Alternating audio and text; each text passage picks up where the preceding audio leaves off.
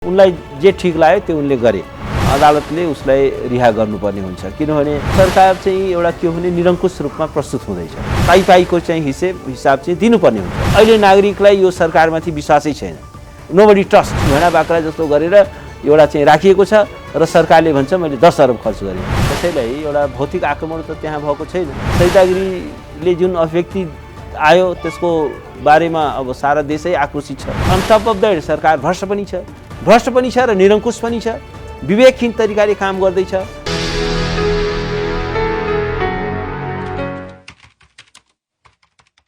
आदरणीय दर्शक महानुभावहरू नमस्कार। तपाईहरु हेर्दै हुनुहुन्छ सुनौलो खबर। दर्शक यतिखेर हामीसँग समसामयिक विषयमा कुराकानी गर्नको लागि वरिष्ठ अधिवक्ता दिनेश त्रिपाठी हुनुहुन्छ र विशेष गरी पछिल्लो समय सरिता गिरीको विषयसँग सम्बन्धित रहेर सांसद सरिता गिरीको सँग सम्बन्धित भएर चाहिँ हेमराज थापा अभियन्ता हेमराज थापा पक्राउ पर्नु भएको छ र उहाँको मुद्दा हेरिराख्नु भएको छ र यसो साथसाथै सरकारले कोरोनाको अवस्थामा नागरिकमा पास गरेको विभिन्न कार्यविधि सँगको कुराकानी हामी उहाँसँग गर्न गइरहेका छौँ। स्वागत छ यहाँलाई कार्यक्रममा। धन्यवाद। आराम हुनुहुन्छ? ठिक छ। अब हामी विषयवस्तुलाई जोड्नु पर्दाखेरि पनि समय तपाईँले हेमराज थापाको मुद्दा हेरिराख्नु भएको छ। अब यो कसरी चाहिँ हेरिएको छ? यसमा अब चाहिँ जुन किसिमले एउटा हेमराज थापाले गरेको कार्यलाई यहाँले सहमति अथवा त्यो कार्य ठिक एक हिसाबले यहाँको नजरबाट हेर्दाखेरि त्यो ठिक हो या गलत? होइन, यसमा यस्तो छ, यसलाई म एउटा कानुन व्यवसायी हुँ, मैले एउटा प्रोफेसनल हिसाबले हेर्छु। अब र खास गरेर यस किसिमको कुनै पनि राजनीतिक व्यक्ति थुनामा परेको छ, कुनै व्यक्ति आफ्नो विचारको कारणले या एउटा सरकारको विरोध गर्दाखेरि या अथोरिटीको कुनै विरोध गर्दाखेरि थुनामा परेको छ, उसको स्वतन्त्रता खोसिएको छ भने म जहिले पनि उनीहरूको पक्षमा उभिन्छु र उनीहरूको लागि म कानुनी सल्लाह पनि दिन्छु। उनीहरूको लागि म निःशुल्क रूपमा अदालतमा म उपस्थित पनि हुन्छु। त्यसमा मैले कुनै शुल्क चार्ज गर्ने गरेको छैन। यदि ऊ आफ्नो विचारको कारणले, आस्थाको कारणले यदि ऊ थुनामा परेको छ, राजनीतिक एउटा गतिविधिको सिलसिलामा, विरोध प्रदर्शनको सिलसिलामा, मानव अधिकारको सिलसिलामा, सामाजिक न्यायको सिलसिलामा थुनामा पर्ने कुनै पनि व्यक्तिको रिहाईको लागि, त्यसको स्वतन्त्रताको लागि कानुनी रूपमा मैले सहयोग, सहायता, बहस चाहिँ गर्दै आएको छु। र राजा ज्ञानेन्द्रले कु गर्दाखेरि पनि झन्डै 300-400 जना राजनीतिक बन्दीहरूलाई मैले सर्वोच्च अदालतमा रिट हालेर मैले त्यहाँबाट रिहाई गराएको थिएँ। त्यसमा अब अहिलेको धेरै नेताहरू पर्छन्, जस्तो गगन थापा नै पर्नुहुन्छ, रामकुमारी झाँक्री नै पर्छिन्, ठाकुर गैरे पर्छन्, मनबहादुर विश्वकर्मा नै पर्नुहुन्छ। यस्ता तमाम कमसेकम 300देखि 400 जना जो राजनीतिक बन्दीहरू त्यो बेला थिए।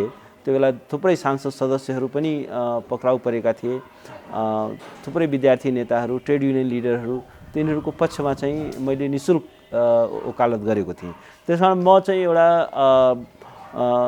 मेरो एउटा के हो भने, यदि कुनै पनि व्यक्ति उसको विचारको कारणले, आस्थाको कारणले आफ्नो अधिकार प्रयोग गर्ने सिलसिलामा, प्रदर्शनको दौरानमा यदि गिरफ्तारी भएको छ, उसको हक खोसिएको छ। जस्तो पछिल्लो दिनमा मैले ज्ञानेन्द्र शाहीको मुद्दा पनि पटक लडेँ, उनलाई मैले अदालतबाट रिहा गराएँ।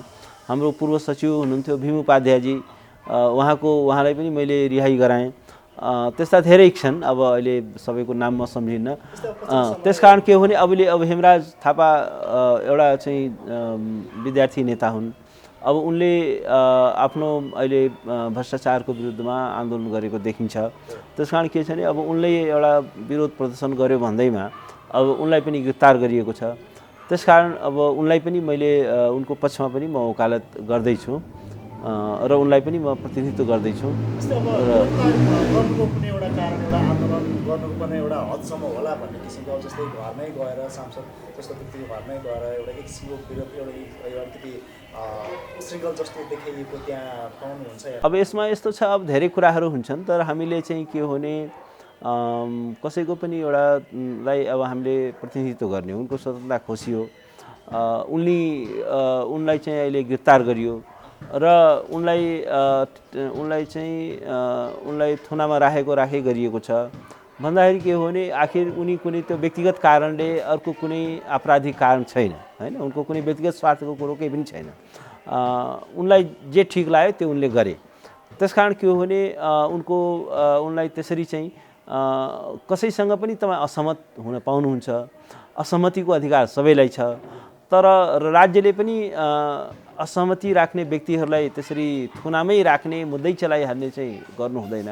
त्यसमा पनि के छ भने अब कानुनको एउटा गलत प्रयोग गर्ने, प्रक्रिया मिचेर, पक्राउ पूर्जी समेत नदिएर कानुनको प्रक्रियाहरू मिचेर, यदि कुनै पनि दृष्टिकोणले थुना चाहिँ गैर कानुनी छ, यो किनभने यो बन्दी प्रत्यक्षीकरणको रिट हो।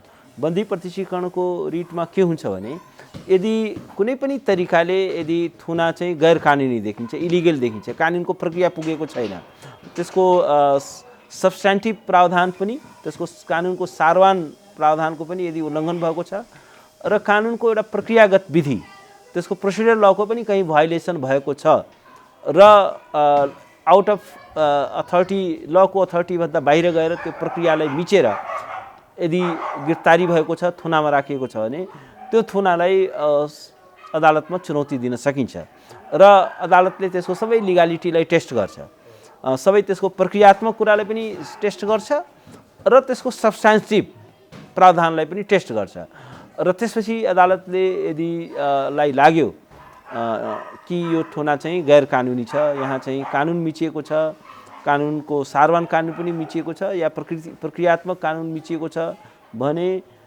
As a matter of right चाहिँ अदालतले उसलाई रिहा गर्नुपर्ने हुन्छ, किनभने यो व्यक्तिको स्वतन्त्रता भनेको धेरै महत्त्वपूर्ण कुरा हो।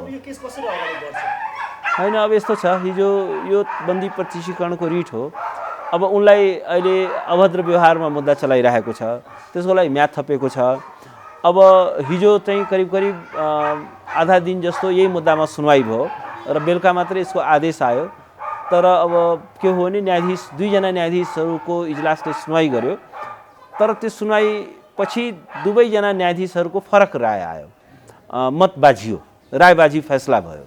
एकजना न्यायाधीशले यो चाहिँ थुना चाहिँ गैर कानुनी छ, त्यस कारण चाहिँ थुना मुक्त गर्नुपर्छ भनेर आदेश गर्नुभयो, अर्कोजना न्यायाधीशले होइन यो थुनाको अहिले औचित्यमाथि प्रवेश गर्नु भएन र उहाँले चाहिँ यो चाहिँ कानुनी रूपमै थुनामा राखिएको छ भन्ने आयो। भन्दाखेरि दुईवटा फरक मत भएपछि अब अदालत चाहिँ को दुईवटा फरक मत भएपछि अब अदालतको ओपिनियन आएन भनेपछि अदालतले यदि युनानिमसली दुईजना न्यायाधीश भएपछि दुईटै सहमत हुनु पर्यो। त्यस कारण अब के हुन्छ भने यो मुद्दा अब तीनजनाको इजलासमा प्रस्तुत हुन्छ। अब किनभने यो दुईजनाको बिचमा राय नमिलेपछि अब यो तीनजनाको इजलासमा यो प्रस्तुत हुन्छ, तीनजना फरक न्यायाधीशहरूको इजलासमा प्रस्तुत हुन्छ र त्यहाँ फेरि सुरुदेखि नै पुरै बहस हुन्छ, पुरै सुनवाई। त्यो अहिले तोकिसकेका छैन, किनभने अब यो के हो भने अलिकति अब तीनजनाको इजलास, अब न्यायाधीश चिफ जस्टिसले त्यसलाई कन्स्टिट्युट गर्नु पर्यो, अलिकति चाहिँ के छ भने फेरि न्यायाधीशहरूको लिखित, दुईजना न्यायाधीशहरूको लिखित अघि दिउँसोसम्म पनि मैले सोद्धाखेरि लिखित रूपमा उहाँहरूको आदेश तयार भइसकेको छैन।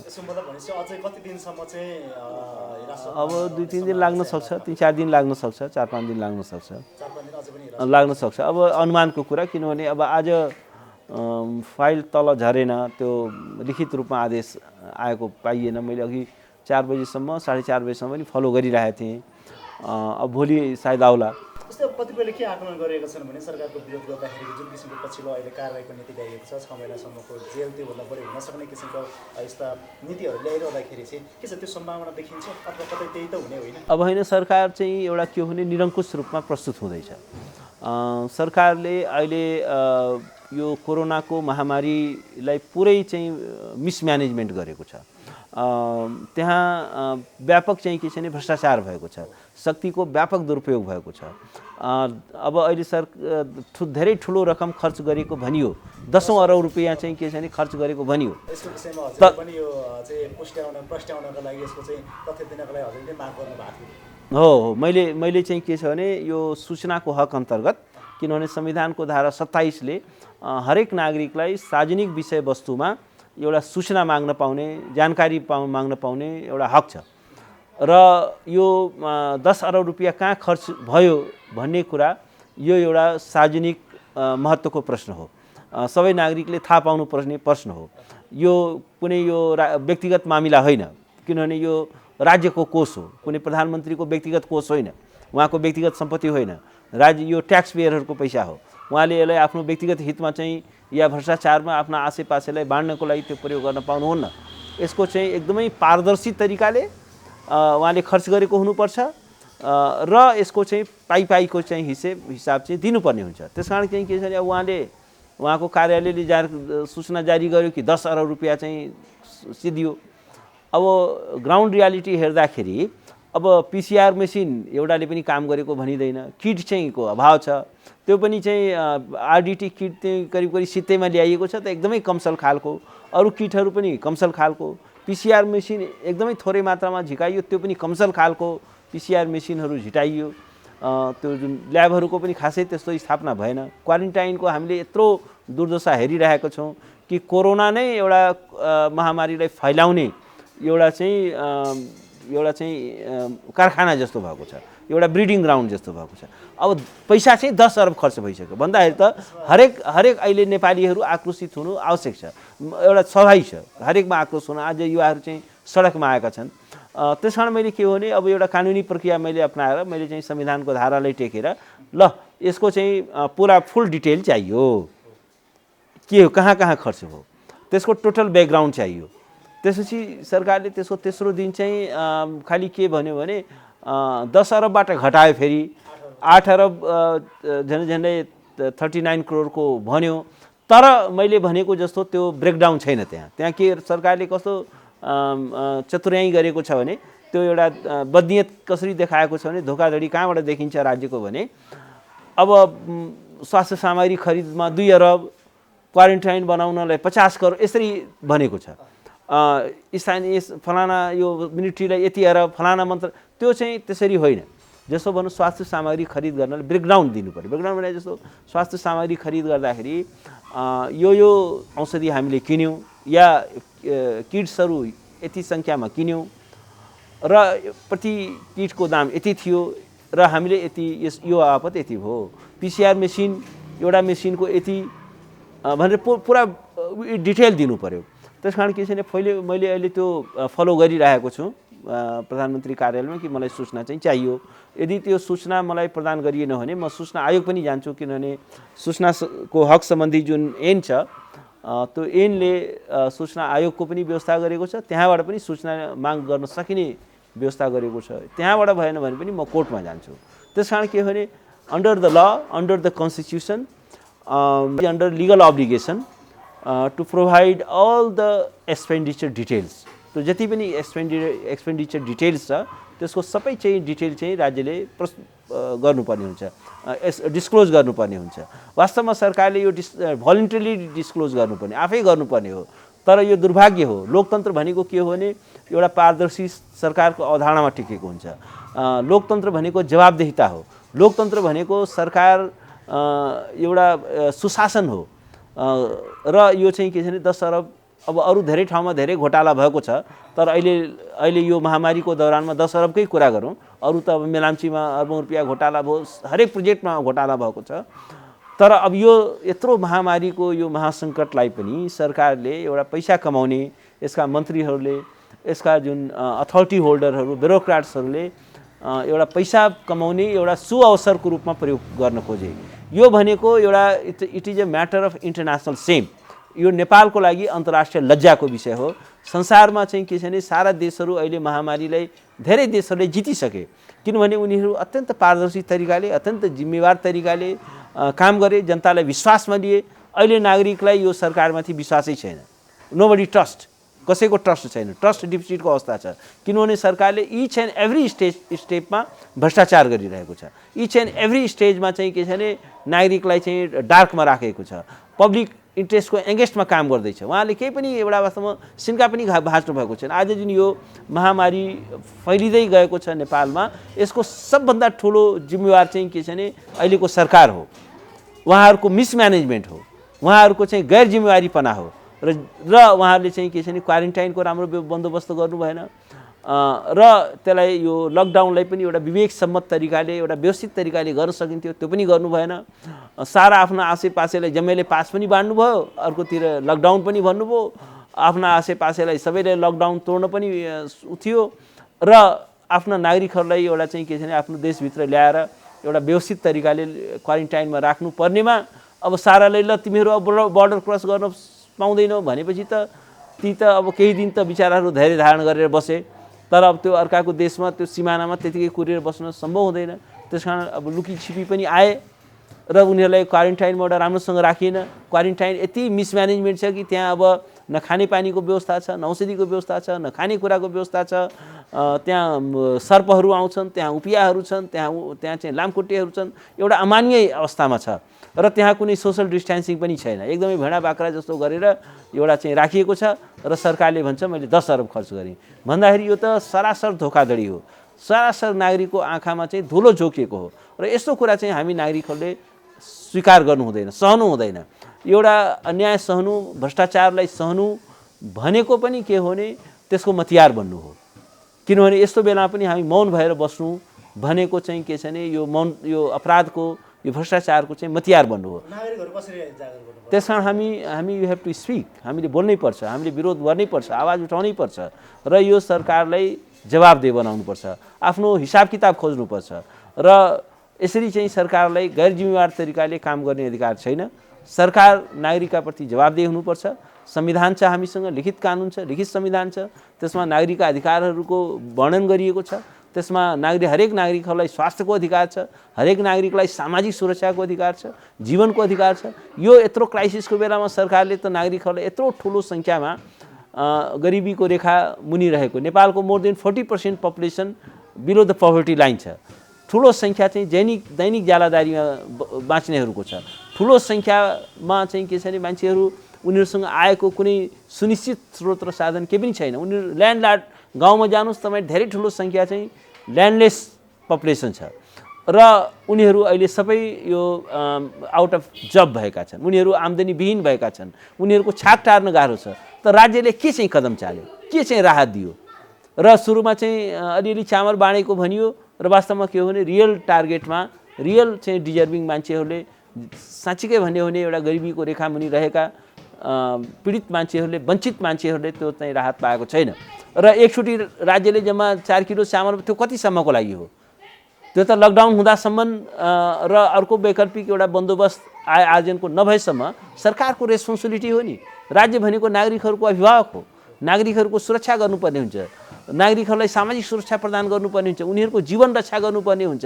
संविधानले चाहिँ खाद्य सुरक्षाको, खाद्यको अधिकार भनेको छ। हरेक नागरिकलाई चाहिँ भोक विरुद्धको अधिकार चाहिँ संविधानले सुनिश्चित गरेको छ। स्वास्थ्यको अधिकार, यत्रो महामारी छ, राज्यको जिम्मेवारी छैन। यहाँले यी कुराहरू गरिरहँदाखेरि चाहिँ आम नागरिकहरू सडकमा आउनुपर्छ, भ्रष्टाचार विरुद्ध आवाज उठाउनुपर्छ भन्दाखेरि हेमराज थापा एउटा युवा नेता भनौँ चाहिँ उहाँले यसरी आवाज उठाइरहँदाखेरि एउटा अभद्र किसिमको व्यवहार लगाएर उहाँले हिरासतमा हुनुहुन्छ। एक किसिमले उहाँले गरेको व्यवहारलाई चाहिँ कसरी स्वीकार्न अथवा कसरी लिन सकिन्छ भन्ने कुरा अब होइन यस्तो छ। अब अहिले व्यवहारको कुरामा म त्यसको डिटेलमा म जान चाहन्न। होइन यस्तो छ, अब विरोध चाहिँ विरोध गर्ने अधिकार हो, प्रदर्शन गर्न पाउँछ होइन। उहाँले कसैलाई व्यक्तिगत फिजिकल आक्रमण त त्यहाँ भएको छैन, कसैलाई एउटा भौतिक आक्रमण त त्यहाँ भएको छैन। घरसम्म एउटा चाहिँ के हो भने एउटा प्रदर्शनसम्म गरेको हो होइन। अब यस्तो छ, त्यो लात्तीको पनि भिडियो हेर्दाखेरि अब हेमराज थापाले नै हानेको चाहिँ त्यो देखिँदैन त्यसबाट। अब त्यहाँ अब धेरै मान्छे थियो होलान्, अब अरू पनि घुसपैठ पनि हुन्छ, आन्दोलनहरूमा घुसपैठ पनि हुन्छ। तर एनिवे कुनै एउटा व्यक्तिमाथि चाहिँ भौतिक आक्रमण, कुनै चोटपटक लागेको, कसैले हानि पुर्याएको त्यहाँ चाहिँ देखिँदैन। यसकारण के हो भने अब एउटा कुरा के छ भने एउटा मान्छेले आफ्नो असहमति प्रकट गर्न पाउँछ। अब सरिता गिरीले जुन अभिव्यक्ति आयो त्यसको बारेमा अब सारा देशै आक्रोशित छ होइन। अब उहाँले एउटा आपत्तिजनक अभिव्यक्ति दिएकै हो, उहाँको पार्टीले पनि उहाँलाई कारवाही गर्दा पनि उहाँ त्यसलाई अटेरै गरेर बस्नुभएको छ। त्यसकारण अब अहिले आफ्नो सार्वभौम सत्ताको प्रश्नमा, आफ्नो मुलुकको भूभागको प्रश्नमा आज सारा नागरिकहरू संवेदनशील छन्। हामी आफ्नो मुलुकको 1 इन्च भूभाग पनि हामी त्याग गर्न चाहँदैनौँ, त्याग गर्दैनौँ र यसका लागि हरेक नेपाली नागरिक सचेत छ, जागरुक छ, सक्रिय छ। त्यसकारण अब उहाँको रिपिटेडली जुन किसिमको अभिव्यक्ति आयो त्यसले अब सारा देश आकर्षित भइरहेको परिस्थितिमा एउटा युवा विद्यार्थी पनि आक्रोशित हुने कुरालाई म अस्वाभाविक भन्दिनँ, त्यो कुरा स्वाभाविक हो। सरकारले जुन किसिमको एउटा सजायको नीति ल्याएको छ तर यस्तो कुरामा अब एकदम समातेर मुद्दै चलाइहाल्नुपर्ने, थुनामै राखिहाल्नुपर्ने त्यस्तो चाहिँ गर्नु हुँदैन। सरकारले के यो चाहिँ राज्यको एउटा निरङ्कुश प्रवृत्ति देखियो। यो एउटा लोकतान्त्रिक प्रवृत्ति राज्यमा देखिएन। असहमतिका प्रति सम्मान देखिएन। असहमति हेर्नुहोस्, लोकतन्त्र भनेको के हो भने आफूसँग असहमत हुनेसँग पनि सम्मान गर्न सक्नु पर्यो। अब यत्रो चाहिँ के छ भने सबैले जयकारै गर्नुपर्छ भन्ने छैन। आज हेमराज थापाले जसलाई पनि यदि गभर्मेन्टको इन्ट्रेस्टको खिलाफमा तपाईँले बोल्नुभयो भने तपाईँ पनि टार्गेटेड हुनुहुन्छ, जो पनि टार्गेटमा छ, जसलाई पनि सरकारले मुद्दा चलाउनु खोज्छ। अब यो पनि त्यसबाट पनि देखिन्छ कि एउटा बदनीयत त्यहाँ पनि देखिन्छ कि एकजना व्यक्तिलाई मात्रै टार्गेट गरेको देखियो। अब हेमराजको एउटा के देखिन्छ भने उनी अहिलेको सरकारको क्रियाकलापका प्रतिका कटु आलोचक हुन्। उनको चाहिँ अभिव्यक्तिहरू आइरहन्छ र त्यो कुरामा उनी अलिकति चिनिएको पात्र भइसके। अब अरू त्यसमा अरूलाई गरेन, किनभने उनलाई एउटा व्यक्तिगत रूपमा चाहिँ एउटा टार्गेट गरेको जस्तो एउटा प्रतिशोध देखियो, एउटा चाहिँ रेभेन्ज लिने एउटा प्रवृत्ति चाहिँ राज्यको देखियो। त यो कुराहरू भनेको चाहिँ राज्यले प्रतिशोधको आधारमा काम गर्नु हुँदैन। राज्य चाहिँ कसैका प्रति असहिष्णु हुनु हुँदैन। राज्य भनेको चाहिँ एउटा जिम्मेवार तरिकाले प्रस्तुत हुनुपर्छ, एउटा लोकतान्त्रिक तरिकाले प्रस्तुत हुनुपर्छ। राज्यको काम चाहिँ के हो भने नागरिकको स्वतन्त्रता र अधिकारलाई संरक्षण र सम्वर्धन गर्ने हो। राज्यको काम चाहिँ नागरिकको स्वतन्त्रता र अधिकारलाई कटौती गर्ने होइन, त्यसमाथि धावा बोल्ने होइन, त्यसलाई ध्वस्त पार्ने होइन। किनभने राज्यको संविधानले नै नागरिकहरूलाई यत्रो राइट्स दिएको छ। अब हाम्रा नेताहरूले भनेर हामीले बडो उत्कृष्ट संविधान बनायौँ, तर अब वास्तवमा एउटा फन्डामेन्टल राइट्सको दृष्टिकोणले, मौलिक हकको दृष्टिकोणले यसमा चाहिँ नेपाली नागरिकहरूलाई धेरै अधिकारहरू दिएको छ, इम्पावर गरिएको छ। पोलिटिकल राइट मात्र होइन, इकोनोमिक सोसल राइट्स पनि दिएको छ। र यसले एउटा म के भन्छु भने एउटा इमान्सिपेटरी कन्स्टिट्युसन हो यो। तर अब यो संविधान मात्रै उत्कृष्ट भएर हुँदो रहेनछ।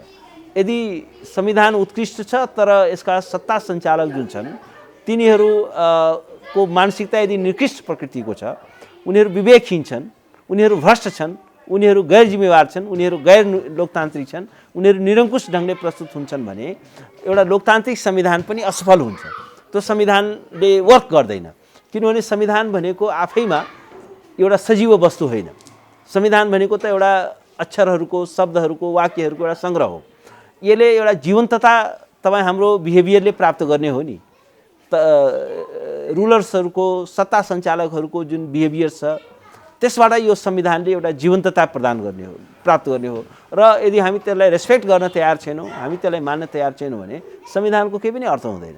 त्यस कारण के छ भने अब संविधान त वास्तवमा भन्यो भने it has been totally hijack. अहिले सरकारको जति पनि कदम छ त्यो सबै यो संविधानको एगेन्स्टमा छ। तपाईँले सरकारले ल्याउन खोजेको कानुनै हेर्नुहोस्, सिरिज अफ ल राज्यले यस्तो ल्याउन खोजेको छ जो नागरिक स्वतन्त्रताको विरुद्धमा छ, नागरिक अधिकारको विरुद्धमा छ र त्यसले चाहिँ के छ भने नागरिकको स्वतन्त्रता र अधिकारलाई खुम्च्याउने खालको छ। There is a shrinking space for democracy in Nepal. लोकतन्त्रलाई खुम्च्याउन खोजेको देखिन्छ, त्यसलाई एउटा साँग्रो बनाउन खोजेको देखिन्छ, त्यसलाई चाहिँ ध्वस्त बनाउन खोजेको देखिन्छ।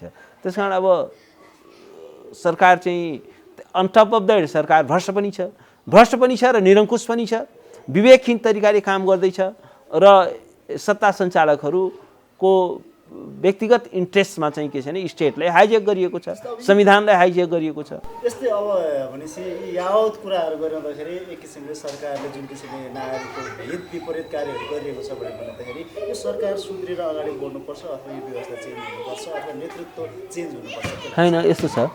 अब व्यवस्था त लोकतान्त्रिक व्यवस्था ठिक छ नि, हामी संविधान ठिक छ, लोकतन्त्र ठिक छ, लोकतन्त्रको त विकल्प छैन।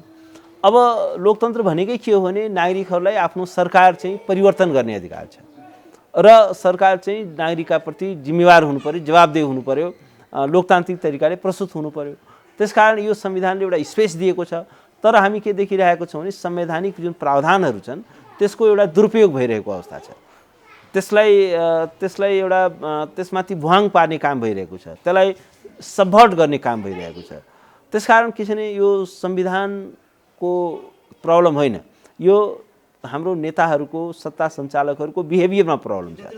त्यसकारण के छ भने उहाँहरू सचिनुपर्छ। नेपालमा चाहिँ एकदम चर्किएको विषयवस्तु भनेको सीमाको विषयवस्तु, जस्तै लिपुलेक लिम्पियाधुरा कालापानीको भूभाग समेटेर नक्सा जारी त गर्यो। अब यो यतिकैमा चित्त बुझाएर बस्नु पर्ने अवस्था छ अथवा सरकारले थप कदम के चाल्नुपर्छ? अब होइन, यसमा चुप लागेर बस्ने त कुरै हुँदैन, किनभने संविधान अन्तर्गत एउटा निर्मित भएको सरकारले संविधानको प्रावधानलाई मिचेर आफ्नो भूभागलाई चाहिँ त्याग गर्न मिल्दैन। किनभने अन्तर्राष्ट्रिय कानुनले पनि र हाम्रो आफ्नो लोकल कानुनले पनि, हाम्रो संविधानले पनि एउटा भौगोलिक अखण्डताको, टेरिटोरियल इन्टिग्रिटीको व्यवस्था गरेको छ। अर्थात् टेरिटोरियल इन्टिग्रिटी भनेको के हो भने हाम्रो आफ्नो भूभागलाई खण्डित गर्न सक्दैनौँ, खण्डित गर्न मिल्दैन, र त्यो भनेको चाहिँ संविधानको उल्लङ्घन हो। त्यसकारण हाम्रो जुन बर्डर छ त्यो सुगौली सन्धिदेखि नै एउटा स्थापित भएको बर्डर हो।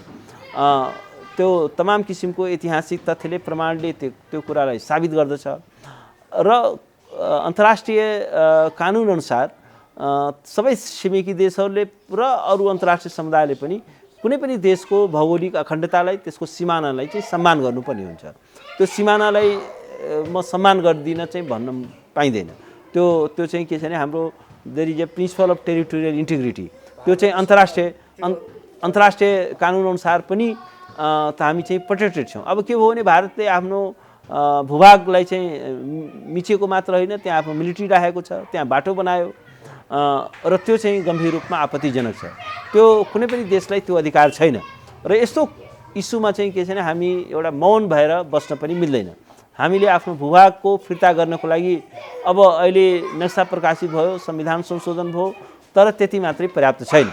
अब यसका लागि के हो भने अब नेपालको नक्सामा मात्र होइन कि वास्तविक रूपमा पनि, डिफेक्टो रूपमा पनि त्यो भूभागमा नेपालको नियन्त्रण हुनु पर्यो, त्यो भूभागमा नेपालको सार्वभौम सत्ता स्थापित हुनु पर्यो। नेपाल सरकारले त्यो गर्न सक्छ? त्यो गर्नै पर्छ।